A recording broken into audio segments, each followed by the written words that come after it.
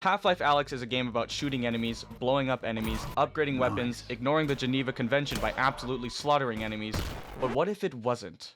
This is the conundrum I found myself in, as I began the journey to beat Half-Life Alyx without attacking anything. I foolishly thought that this would be a walk in the park, but little did I know, this was going to be one of the hardest challenges I've ever attempted. So sit down, buckle up for the ride, and without any more yapping, I set out to beat Half-Life Alyx without attacking anything.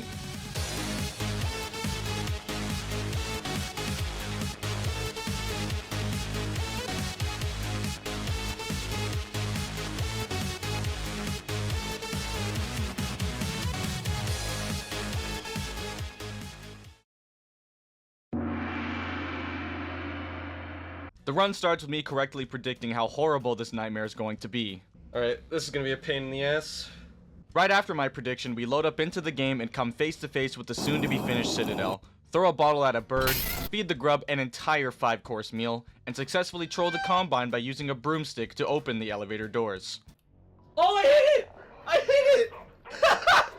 Yeah, suck my nuts! To counter my tomfoolery, the Combine soldiers developed telepathic abilities and knocked me out and captured me anyways. The driver of the vehicle that I was being held captive in clearly forgot about common street predicaments, like a drone carrying a live Semtex forcing itself into your windshield, and immediately following the crash, I went and grabbed myself my boy Melvin here from the trash can.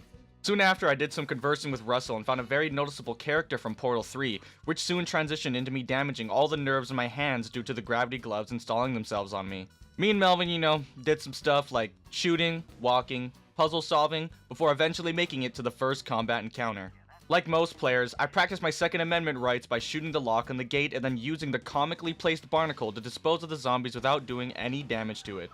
Easy. Making it to the next combat arena filled with a bunch of zombies normally results in you firing at all of them until they are deported to the pearly gates in the sky. But this time, me and Melvin dodged past all of them for a little while, pointing and laughing at the zombies in their futile efforts to try and hurt us. Now is probably a good time to lay down the rules that I try to keep in mind while I was driving myself further and further into a severe psychosis. Firstly, if a combat encounter can be beaten without attacking anything legitimately, then I will do my best to do so. Oh my god. If not, then I will resort to using wall glitches or whatnot to get by them. Oh! However, some combat encounters can be beaten by using speedrun strats to make it just a tiny bit easier, but in most situations, I try to just dodge past them by jumping. Secondly, I wanted to endure a lot of pain in this run, so I decided to keep the difficulty at normal. On the normal difficulty, you can die fairly quickly from most enemies in the game, so I thought this would spice it up a bit more.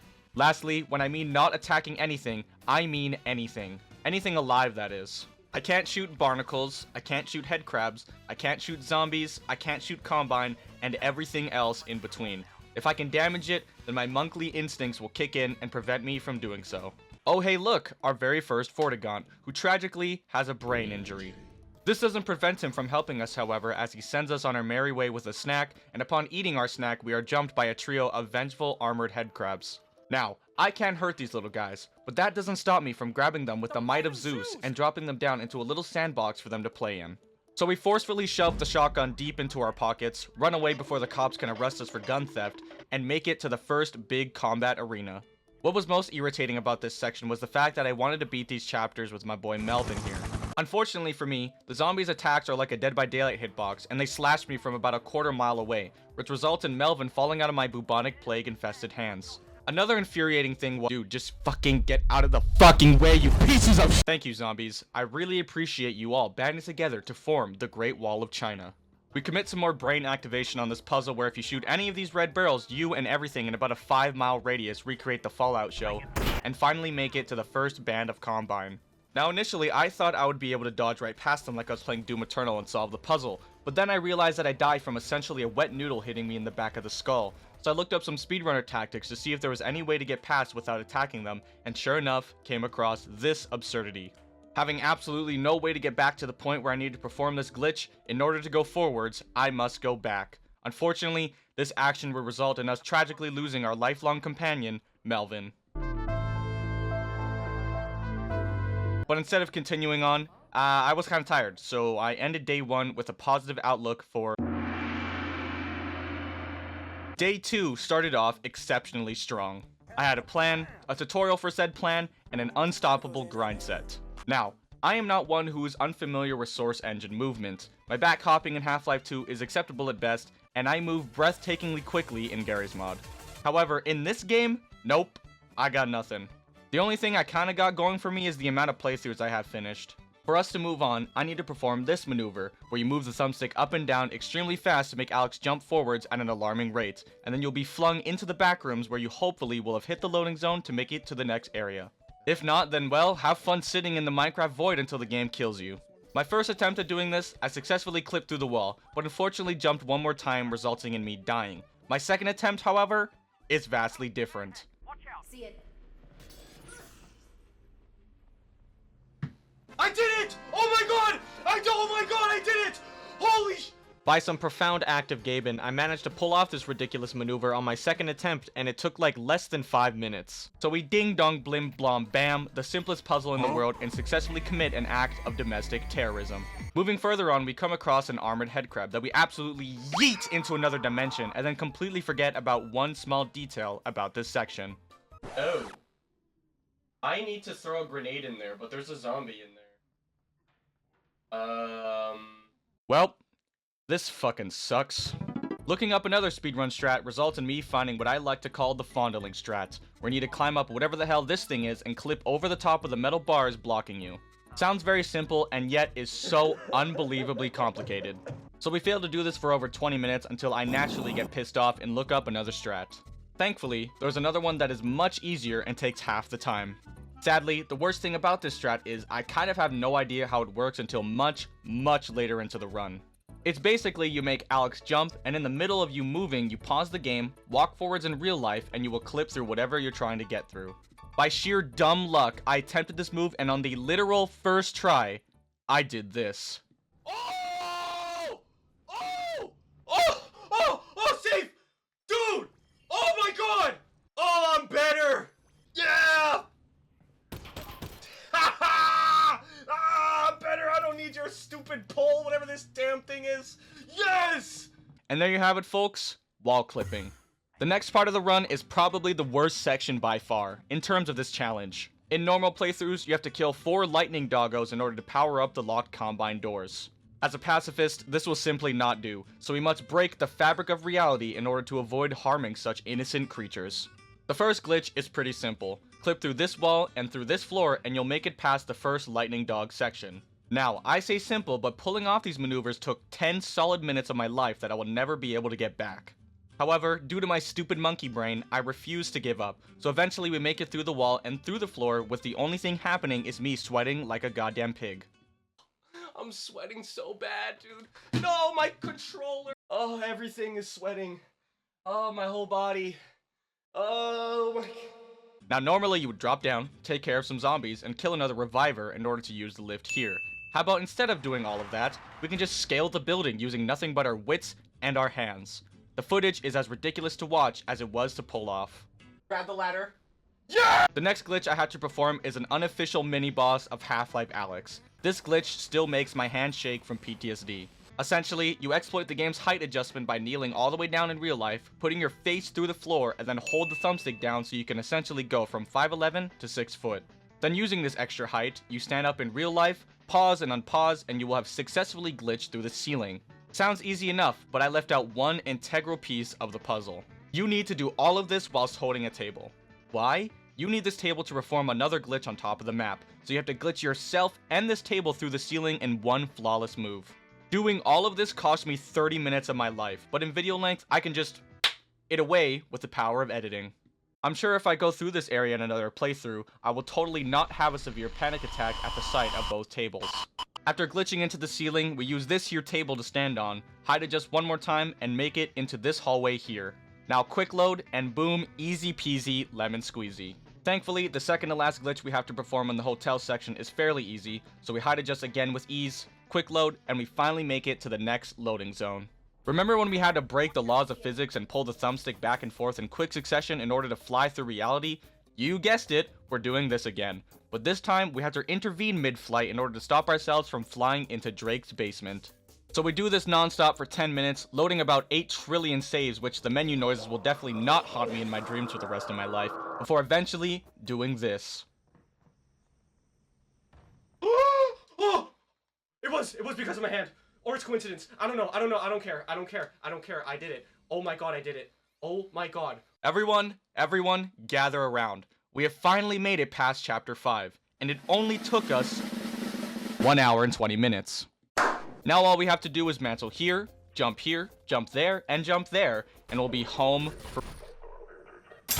And would you look at that, we made it through those combine in one easy attempt. Anyways, these next sections allow me to finally release a breath of fresh air, as I can actually beat these parts without having to break the fabric of reality. I casually dodged the bullets of this machine gunner and elastic tongue of this barnacle. Are you kidding? Then soon after broke the knees of the several zombies and headcrabs hired to do some construction work for the city, and easily jumped past the force that took over an entire planet in only 7 hours. Right after I took a direct shotgun blast to my entire body, I had to get past the explosive puzzle.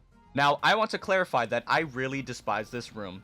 If I could get a restraining order on a fictional room in a video game, this would be number 1. I tried to use the height adjustment exploit I was forced to use for close to 2 hours, but all it did was clip me into the ceiling and I shot the barrels anyways, which killed me. And also crashed my game, so, you know, thanks Gabe. Well, this is it just crashed. Fortunately for me, there's a grenade in the porta potty in the combat encounter I dodged about 30 seconds ago, so I went to retrieve this grenade to explode the barrels from above. But there's a grenade over here. After attempting the world's most dangerous game of limbo, I got killed and finally caved and did the damn puzzle in about a minute and a half. That's a very solid 10 minutes of my time I'll never get back. Moving on to the next section, there's a puzzle where you need to make this lift ascend so you can jump to this plank here. However, there's about an entire army here that will make doing literally anything next to impossible. So I mantled up, jumped on this roof, and jumped to the plank and into the building to preserve my sanity for the next chapter, Jeff. Jeff is a pretty rad guy. He's clumsy, but intelligent. He's innocent, but dangerous. He's pretty much all you ladies want in a man. He's just simply put, perfect. I was under the impression that I could do this whole chapter without attacking anything, so imagine my shock that not even a full minute in, I remembered this horrible encounter. Wait. I have to kill that barnacle in order to proceed, but how am I gonna... Do I have to help this fucking guy? I don't want to help him. I have to kill something for him. So, where do we go from here? Height adjust? Nope, there's an invisible wall. Shoot the barnacle? Yeah, definitely not. That leaves wall clipping.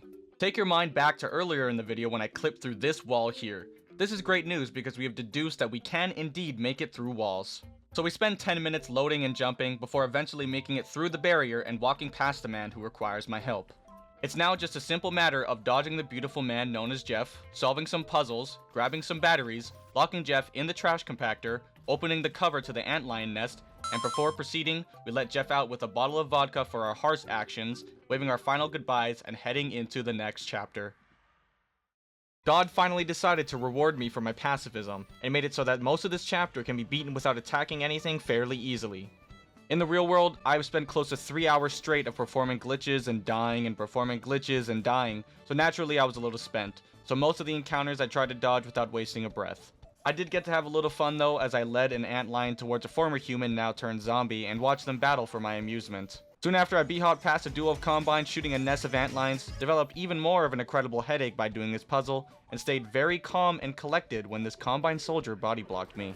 Why did you block the way? I was running on pure adrenaline at this point, and my mood shifted from energetic to absolutely fed up with all kinds of bullshit. So I made it to the next chapter, and after 3 hours of constant glitching, Day 2 officially ended, and we now move on to... Day 3 started off immediately with us seeing the only way to proceed become closed off, all thanks to this little guy up here. In most playthroughs, you would riddle this combine with 1,000 bullets, open the panel and the door, and head off on your merry way. Us though? What are you thinking? Of course we can't do that. So I climbed the ladder and was immediately shot into a million little pieces for my troubles. Okay, let me try to adjust my height so I can soar above the clouds and just jump over an invisible wall or something. Nope, can't jump anywhere. Okay, now what if I used a barrel this time? Nope, still can't jump anywhere, and the combine promptly shoots me to death anywhere I am. Okay, so now what if I just kill this fucking degenerate piece of... Nope, can't do that either. So I decided to look up a speedrun strat to see what I can do until I find this person, who glitches through the barrier at Mach 7 and continues on with their day-to-day life. Before I can perform this action though, I somehow managed to fly myself through space and time and land here. Past the wall, but not in the area I'm supposed to be in. To keep a long story short, I spent over 20 minutes in these areas trying to find any possible way to get back in, but with no dice. So I reload a save to the start of the chapter and get back trying to clip through the wall. So I loaded a save, climbed the ladder, b-hopped to the wall, and failed. Loaded a save, climbed the ladder, b-hopped to the wall, and failed. Loaded a save, climbed the ladder, b-hopped to the wall, and failed.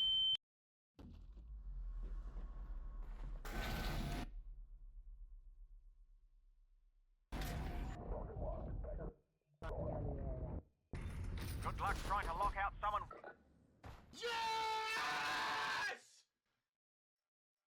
Oh! My fucking god! Ladies and gentlemen, we did it. We made it past the wall. In total, this wall took an entire hour of my life that I'll never get back. Now all we have to do is dodge past some combine. I said all we have to do is dodge past some combine, and we are good to go. 8 minutes later and we make it to this part, where the game introduces another variety of the antlion, except it's blue. And it shoots blue projectiles at you. Incredible. So we completely ignore this new enemy, shoot the weird green fungal growth on the lift, get on the lift, and proceed to get body blocked by combine, and then get eviscerated in record time. 1 life later, we evade all of the enemies in the area before making it to this section. In order to get past this point, that's right, we're gonna have to clip through another wall again.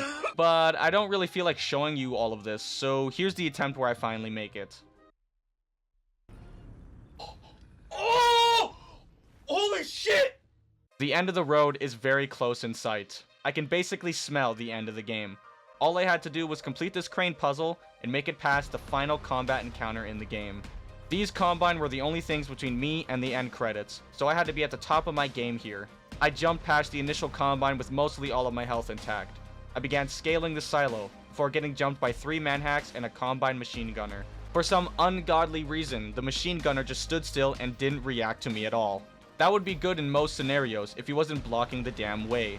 I was literally 30 seconds away from essentially the end of the game, and it was really being held hostage by one guy just standing still doing absolutely nothing. I began loading every conceivable save I made in the last 3 minutes to coax this guy out of his deep moment of inner contemplation, before eventually landing on this attempt where he actually got out of the way. I jumped past him, past the manhacks, and into the hallway. I needed to get through this boarded door, which was near impossible with the 5 manhacks up my ass and a combine soldier shooting me to death. God decided in that very moment he would toss me a Hail Mary and gave me the strength to soak up all of the damage and eventually make it through the damn door. Holy shit. This was finally it. With manhacks still chasing me, combine shooting all around me, I made it to the control panel for the vault, and after pulling every lever I could possibly pull, the vault finally decided to fall down and lead me into the last part of the game. After waking up from my act of terrorism, all I had to do was glitch through this concrete wall and I would be home free. I tried for an entire hour to clip through the concrete wall, and the game was just not budging. I looked up several videos and several tutorials and I could not whatsoever recreate the clip. I was at my wit's end. I felt physically, emotionally, and mentally ill after trying to clip through this wall, but by sheer dumb luck managed to find another way past that didn't require me to kill the upcoming Strider. I sat down in the parking lot, I clipped through the floor and began rotating myself to victory. After several painstaking minutes, I finally made it to where I had to be. The end was literally right in my view, taunting me from afar, and yet I could not go to it. I had to clip through one more wall to avoid having to kill a Strider. I was running basically on fumes and just wanted this challenge to be over. I kept jumping and jumping and jumping at this wall, walking from one end of my room to the other for an entire hour straight and nothing. I could not for the life of me get past this stupid wall. Before I descended into a psychotic, murderous rage, I took a break to look up more tutorials to see what I could do, and after a few more Google searches, I finally figured out how to clip through the wall. I got back into the game, started jumping at the wall again, but this time followed the advice of the tutorial I found, and sure enough, after 5 minutes of persistence, I made it. I clipped through one more piece of debris and walked over to the green beam so I could be levitated into the final chapter. All that was remaining was I had to pull off one final glitch to end the game. I pulled my thumbstick back and forth in quick succession, and sure enough, flew to the final catwalk of the game. All of this time, all of the effort, it was finally over. I began listening to the G-Man's speech before realizing what I had to do in order to see the credits roll. I had to use my hands to kill a Combine advisor. I stood there in silence and tried to think of ways to get past this, but alas, there was no other way to see the credits roll and beat the game. So you know what, Valve? You won. I shot the advisor and yet still considered myself to be a pacifist. In that moment, and even still right now, I believe that I beat Half-Life Alyx without attacking anything. Depending on what you believe, it is a matter of opinion. I watched the credits roll, woke up as Gordon Freeman, took my crowbar, and sighed a breath of fresh air, knowing it was finally all over.